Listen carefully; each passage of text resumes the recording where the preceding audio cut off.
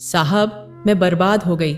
मुझे रिपोर्ट लिखानी है उन दरिंदों के खिलाफ जिन्होंने मेरी इज्जत को तार तार कर दिया, मुझे कहीं मुंह दिखाने लायक नहीं छोड़ा। थाने में दरोगा जी के पास जाकर आलिया ने बिना सांस लिए एक बार में ही अपनी बात कह दी। दरोगा जी तजुर्बेकार थे, सो उन्हें समझने में जरा भी दिक्कत नहीं हुई कि मामला क्या है। आपका नाम क्या है? दरोगा जी ने बड़े धैर्य से पूछा। आलिया ने अपना नाम बता दिया। आप कहाँ रहती हैं? जी, मैं सीतापुर के इलाके में रहती हूँ, आलिया ने जल्दी से जवाब दिया। दरोगा जी ने सवाल किया, आपके साथ हुआ क्या है? सच सच बताइए, कुछ भी छिपाने की जरूरत नहीं है। आलिया ने सिर झुकाकर हामी भर दी, फिर एक एक करके सारी बात उन्हें बताते हुए कहा। रेशमा मेरी बचपन की सहेली है, हम दोनों एक ही स्कूल में पढ़े हैं। 6 महीने पहले उसकी शादी फिरोज के साथ हुई थी। वो दोनों अपनी शादी से बहुत खुश थे। बचपन की दोस्त होने के नाते रेशमा ने मुझे खास तौर पर दावत दी थी। हम लोगों ने शादी में खूब मस्ती की। कुछ दिनों पहले उसने मुझे दावत पर बुलाया। साथ ही उसने कहा भी कि फिरोज तुमसे मिलना चाहते हैं। तयशुदा वक्त पर मैं रेशमा के घर पहुंच गई। उसने और फिरोज ने मेरी बहुत खातिरदारी की। खाने में चिकन, कबाब, बिरयानी के साथ खीर थी। रेशमा को मालूम था कि मुझे शीर कोरमा बहुत पसंद है। हम सब ने मिलकर हंसी मजाक करते हुए लजीज खाने का लुत्फ उठाया। खाने के बाद सोफे पर बैठकर सब ने कोल्ड ड्रिंक पी और इधर उधर की बातें करने लगे। वही पुरानी बातें, शादी विवाह और रस्मों रिवाज की बातें। खाने के बाद रेशमा किचन में जाकर बर्तन धोने लगी। जाते हुए उसने मुझसे कहा था, आलिया तुम फिरोज से बात करो। मैं फिरोज से इधर उधर की बात करती रही। फिर थोड़ी देर बाद रेशमा ने मुझे आवाज लगाते हुए कहा, यार तू कैसी दोस्त है? मैं अकेले बर्तन धो रही हूं और तू है कि मेरे शौहर के साथ गपबाजी कर रही है। जल्दी से आकर मेरी मदद करो। मैं फिरोज के पास से उठकर किचन में चली गई जहां रेशमा बर्तन साफ कर रही थी। जैसे ही मैं किचन में जाकर बर्तन धुलवाने में उसकी मदद करने लगी, वैसे ही वह बाथरूम जाने को कहकर बाहर आ गई। मैं किचन में अकेली रह गई और चुपचाप बर्तन साफ करती रही। सर, आलिया दरोगा जी के सामने ही फफक फफक कर रोने लगी। देखिए आलिया जी, आप रोएंगी तो हम आपकी रिपोर्ट कैसे लिखेंगे? आप अपने आप को संभालिए और हमें सारी बात खुलकर बताइए, दरोगा जी बोले।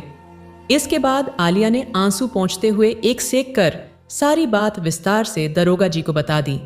उसने कहा कि फिर अचानक किचन का दरवाजा जोरदार आवाज के साथ बंद हो गया।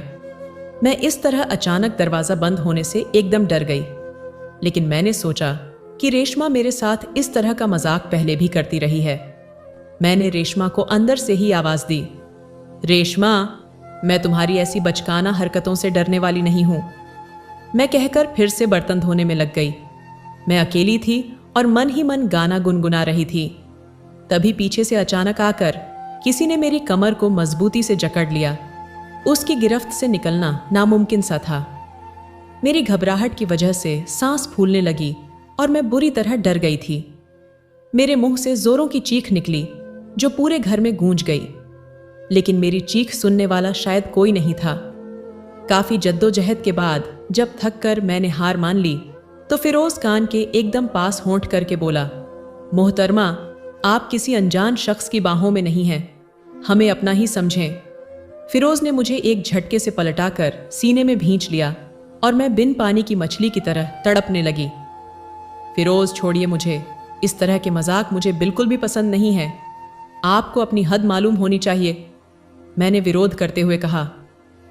आलिया, हम कोई गैर थोड़े ही हैं जो आप हमसे इस तरह से खुद को आज़ाद कराने की कोशिश कर रही हैं। देखिए फिरोज, मैं आपसे फिर कह देती हूँ, मुझे छोड़िए, वरना मैं रेशमा से आपकी इस घटिया हरकत की शिकायत कर दूंगी। मैं कोई ऐसी वैसी लड़की नहीं हूं जो आपकी इस हरकत पर खामोश रहूं। कहते हुए मैंने रेशमा को जोर से आवाज लगाई, रेशमा, रेशमा। आलिया, मैं तो यही हूं। दरवाजे की ओट में झांकती रेशमा के होंठों पर एक कातिलना मुस्कुराहट तैर गई, लेकिन आलिया को देखकर नहीं, बल्कि फिरोज से नजर मिलने पर। आलिया एक लम्हे के लिए बुत बन गई, जैसे उसमें जान ही नहीं हो। आलिया की हालत मजलूमों जैसी हो गई थी। उसे कुछ समझ में नहीं आ रहा था कि आखिर उसके साथ ये सब क्या हो रहा था। रेशमा, तुम ऐसा क्यों कर रही हो? खुदा के लिए मुझ पर रहम करो। मैं किसी को मुंह दिखाने के काबिल नहीं रहूंगी। प्लीज रेशमा, रुक जाओ, ऐसा मत करो, मुझ पर रहम करो। आलिया गिड़गिड़ा रही थी, लेकिन रेशमा को आलिया की इस स्थिति पर मजा आ रहा था। फिरोज जब आलिया के साथ हैवानियत का खुला खेल खेल रहा था, तभी रेशमा किचन की खिड़की से आलिया की नीलाम होती इज्जत की वीडियो क्लिप बना रही थी। आलिया के आंसू उसके नर्म नाजुक गालों से लुढ़कते हुए उसके दामन को भिगो रहे थे। फिर क्या हुआ? दरोगा जी ने खामोशी तोड़ी, लेकिन आलिया के मुंह से एक लफ्ज भी नहीं निकला, क्योंकि उसकी हिचकियां बंध गई थीं। एक कांस्टेबल ने गिलास में पानी दिया, जिसे आलिया बिना सांस लिए एक बार में ही पी गई। दुपट्टे से मुंह पोंछने के बाद उसने एक गहरी सांस ली, फिर अपनी बर्बादी के सफर का किस्सा सुनाने लगी। सर, उन्होंने मेरी अश्लील वीडियो बना ली थी। 1 मिनट, आप ये बताइए कि रेशमा तो आपके बचपन की दोस्त थी, फिर उसने ऐसा क्यों किया? क्या तुम्हारी उससे कोई पुरानी दुश्मनी थी? नहीं सर, ऐसा कुछ भी नहीं था। आलिया ने दरोगा जी को बीच में ही टोका। हमारा तो कभी झगड़ा भी नहीं हुआ, पता नहीं मुझसे किस बात का बदला लिया गया था। दरोगा जी को आलिया की बात पच नहीं रही थी। जरूर कोई बात होगी, तभी उसने इतना बड़ा कदम उठाया है। आलिया खामोशी से उनके सवालों को सुन रही थी। आखिर में उसने बताया कि हम दोनों कक्षा 6 से ग्रेजुएशन तक एक साथ पढ़े हैं। हम दोनों में अच्छी दोस्ती थी। मैं रेशमा से पढ़ने में अव्वल थी और हमेशा उससे अच्छे नंबर लाती थी। शुरू में कोई बात नहीं थी, लेकिन जब हमने 10वीं का इम्तिहान दिया और मैंने एक बार फिर टॉप किया, तब रेशमा ने पहली बार मुझे ताना मारा था कि तुम ही क्यों हमेशा टॉप करती हो, मेरे नंबर हमेशा से तुमसे कम रहे हैं। सर, तभी पहली बार रेशमा मुझसे चिढ़ी थी, लेकिन मैंने उसकी बातों का बुरा नहीं माना। इसी तरह मैंने 12वीं भी टॉप किया और ग्रेजुएशन के लिए हम दोनों ने बरकतुल्लाह यूनिवर्सिटी में बीए में एडमिशन ले लिया। हम लोग रोज़ाना सिटी बस से आते जाते थे। हम लोग अब कॉलेज के बंद माहौल से एकदम खुली फिजा में उड़ने लगे थे। हमें वहाँ का माहौल बहुत अच्छा लगता था। पहली बार गर्ल्स कॉलेज से निकलकर लड़कों से घुलने मिलने का मौका मिला। हमारे ग्रुप में रेशमा, साजिया, अंजलि, वसीम और पंकज थे। वसीम के साथ मेरी अच्छी बनती थी और हम लोग बहुत अच्छे दोस्त बन गए थे। जिंदगी के हसीन पल इसी तरह गुजरते रहे। इसी सिलसिले में वैलेंटाइंस डे आ गया और दोस्तों के सामने ही वसीम ने मुझे प्रपोज कर दिया। मैं उसे इनकार नहीं कर सकी। शायद उसके लिए मेरे दिल में कहीं ना कहीं कुछ था जो मुझे उसके वजूद का हमेशा एहसास दिलाता रहता था। ये बात और थी कि मैंने उसे कभी अपने दिल के हाल से आगाह नहीं किया था।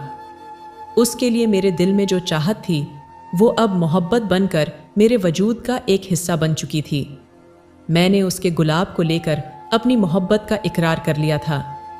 रेशमा भी वसीम को चाहती थी। ये बात मुझे काफ़ी बाद में पता चली। उसने शायद इसी बात का मुझसे बदला लिया हो। मेरी इज्जत तार तार करने के बाद फिरोज और रेशमा मुझे धमकी देने लगे, अगर किसी के सामने अपना मुंह खोला तो इस वीडियो को वायरल कर देंगे, जिससे तुम किसी को मुंह दिखाने के काबिल नहीं रह पाओगी। कोई भी लड़का तुमसे शादी नहीं करेगा। आलिया, इसे सिर्फ धमकी नहीं समझना। रेशमा अपने होंठ भींच कर बोली। सर, आलिया ने आंखें उठाकर कहा। मेरी आंखों में जैसे खून उतर आया था और गुस्सा भी बहुत था। इसके बावजूद रेशमा के चेहरे पर एक अजीब सा सुकून दिख रहा था, जैसे उसने अपना बदला ले लिया हो। मैं घर पहुंची तो माँ ने तमाम दुआएं दी। फिर रेशमा और उसके शौहर के बारे में मुझसे पूछा कि दावत में क्या क्या था। अम्मी, सब ठीक था। उखड़ा सा जवाब देकर मैं अंदर चली गई और कमरा बंद करके सिसक सिसक कर रोने लगी। रात को अम्मी ने खाना खाने को बुलाया, पर मैं नहीं गई। रात 11 बजे के बाद मेरे मोबाइल की रिंगटोन बजी, लेकिन मैंने कॉल रिसीव नहीं की। पता नहीं कौन फ़ोन कर रहा है। आखिर मैंने मोबाइल उठाकर देखा। देखते ही मेरा खून खौल उठा, क्योंकि रेशमा इस वक्त फ़ोन करके ज़ख्म को कुरेदने का काम कर रही थी। अब क्या है? मैं गुस्से से बोली। मेरे गुस्से से बेपरवाह रेशमा ने बड़े सुकून से कहा, आलिया, बड़ी देर कर दी कॉल रिसीव करने में, क्या गहरी नींद में सो रही थी? रेशमा फ़ोन पर ही हंसी। उसका एक एक लफ्ज़ मेरे दिल में नश्तर की तरह चुभ रहा था, लेकिन वह मजबूर थी। चाह कर भी कुछ बोल नहीं सकती थी। फिर मैंने सिसकते हुए भर्राई आवाज में पूछा, अब क्या? जो इतनी रात को परेशान करने के लिए फोन कर रही है? रेशमा बड़े इत्मीनान के साथ बोली, आलिया, अपने घर पर तो कुछ बताया नहीं होगा। हम सबके लिए फायदे का सौदा यही है कि इससे तुम्हारी बदनामी नहीं होगी और न ही हमें पुलिस के झमेले में पड़ना पड़ेगा, है ना आलिया? मैं क्या बोलती, मैं तो पहले ही लुट चुकी थी। अच्छा सुनो आलिया, ऐसा करो कि तुम 2 दिन बाद घर आ जाना, ठीक है ना? रेशमा मुझे फोन पर ही लेक्चर देने लगी। अब किस लिए आऊं और किस मुंह से आऊं? आप लोगों ने मुझे कहीं मुंह दिखाने के काबिल नहीं छोड़ा है। सुनो रेशमा, अब मुझे माफ करो, मैं नहीं आ सकती। वैसे भी अब घर में क्या कहकर आऊंगी? रोते हुए मैंने रहम की भीख मांगी। मैं कुछ नहीं जानती। रेशमा चीखी, तुम्हें 2 दिन बाद हर हाल में मेरे घर आना ही होगा, वरना अंजाम भुगतने के लिए तैयार रहो। मैं फिरोज से कहकर तुम्हारा MMS नेट पर डलवा दूंगी। ये धमकी नहीं है आलिया, पिक्चर अभी बाकी है। इसके साथ ही फोन डिस्कनेक्ट हो गया। मैं हेलो हेलो करती रही, फिर बुत बनकर बैठ गई। सुबह 10 बजे के बाद मेरी अम्मी आसमा ने मुझे जगाया, तब जाकर मेरी आंखें खुलीं। क्या बात है आलिया, तुम्हारी आंखें लाल हैं, किसी बात की परेशानी है क्या? नहीं अम्मी, कोई बात नहीं है। असल में काफी देर रात तक एक फ्रेंड से बात करती रही, इसीलिए देर से उठी हूं। अच्छा मुंह हाथ धोकर नाश्ता कर लो, सभी लोगों ने नाश्ता कर लिया है सिवाय तुम्हारे। मैंने उठकर ना चाहते हुए भी जैसे तैसे नाश्ता किया। फिर सारा दिन अपने कमरे में गुमसुम बैठी रही। मेरा छोटा सा रूम ही दुनिया थी। पूरे दिन और रात में मैं इसी सोच में रही कि क्या मुझे दोबारा रेशमा के घर जाना चाहिए या नहीं। फिर जो होगा उसे देखा जाएगा। लेकिन अश्लील वीडियो की बात सोचकर मैं सिहर उठी थी। अगर रेशमा ने ऐसा सच में कर दिया तब क्या होगा? अम्मी अब्बू पर क्या गुजरेगी? उनके सिर हमेशा के लिए समाज के सामने झुक जाएंगे। घर पर छोटी बहन नाजिया का रिश्ता नहीं आएगा। इसी सोच में मुझे नींद आ गई। तमाम पहलुओं पर काफी सोचने के बाद मैं इस नतीजे पर पहुंची कि घर वालों की इज्जत की खातिर मुझे वहां जाना ही होगा। बस यहीं पर मैंने ऐसी गलती की जिससे मैं दलदल में फंसती गई। अगर मैं यहीं पर जरा अक्ल और हिम्मत से काम लेती तो शायद आने वाले बदतर दिन देखने को नहीं मिलते। जमाने का एक उसूल है, जो डर गया वो जीते जी मर गया। औरों की तरह मेरा भी वही हाल हुआ जो अक्सर ऐसी स्थिति में लड़कियों का होता है। तयशुदा वक्त पर मैं रेशमा के घर पहुंच गई। मुझे आया देखकर रेशमा की ख्वाहिश खिल उठी। मुझे ये समझना मुश्किल हो रहा था कि रेशमा मेरी शिकस्त पर मचल रही है या अपनी जीत पर। रेशमा ने मुझसे अदब से पूछा, मैडम आप क्या लेंगी? कुछ नहीं, मैंने बेरुखी से जवाब दिया। खैर आपकी मर्जी, ये मेज़बान का हक है कि वो मेहमान की खिदमत में कोई कमी न रखे। रेशमा ने मुझे सोफे पर बैठने के लिए कहा तो मैं खामोशी से बिना कुछ कहे बैठ गई। सलाम अर्ज है मोहतरमा, फिरोज मुस्कुराकर बोला। मैंने जवाब देना भी मुनासिब नहीं समझा। मैं खामोशी की चादर ओढ़े बैठी रही। अब ये लोग क्या चाहते हैं? क्या मुझे फिर से जलील करने के लिए बुलाया गया है? कई तरह की बातें मेरे जहन को बेकरार कर रही थीं। अगर फिरोज ने मेरे साथ फिर से ज्यादती की तो इस गुमान से ही मेरी रूह कांप गई। दिल की धड़कनें बढ़ गई थीं और सांसें ऊपर नीचे होने लगीं। अरे आलिया, आपको बहुत पसीना आ रहा है, आप मेरे रूम में चलिए, वहां ऐसी लगा है, आपको राहत मिलेगी। फिरोज मेरे नाजुक हाथों को पकड़कर अपने रूम की तरफ बढ़ गया। मुझे ऐसा लग रहा था जैसे मेरे पैरों में बहुत भारी बेड़ियां पड़ी हों। फिरोज मुझे तकरीबन जबरदस्ती खींचते हुए ले गया। उसने फ्रीज से एक बोतल पानी निकाला और मेरी तरफ बढ़ा दिया, जिसे मैंने देखा तक नहीं। थोड़ी देर में रेशमा भी अंदर आ गई। उसने घूरते हुए कहा, मेरे शौहर जो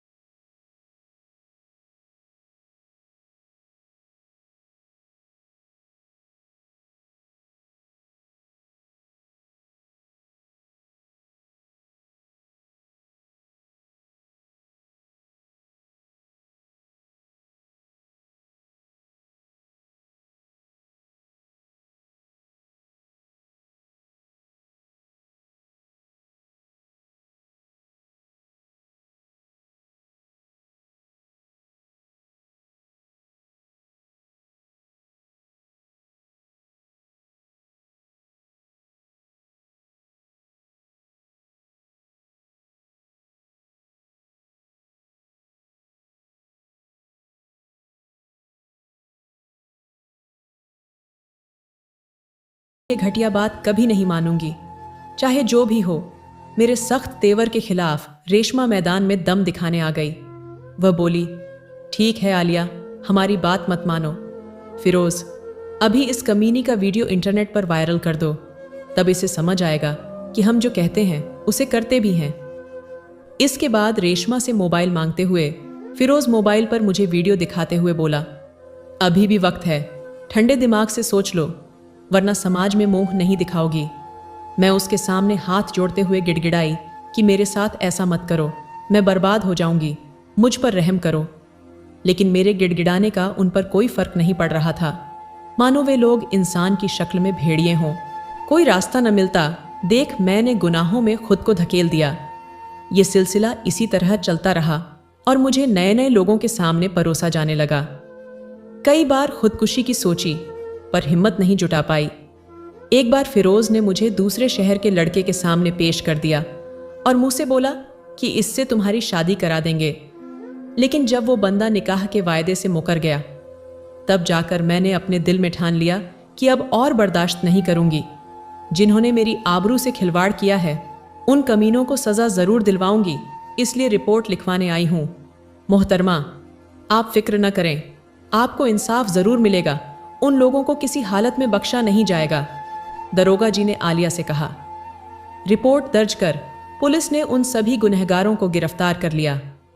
आलिया की अश्लील वीडियो भी उनके फोन से बरामद कर ली गई और तीनों आरोपियों को जेल भेज दिया गया। आलिया के दिल में इंसाफ की उम्मीद जाग उठी थी।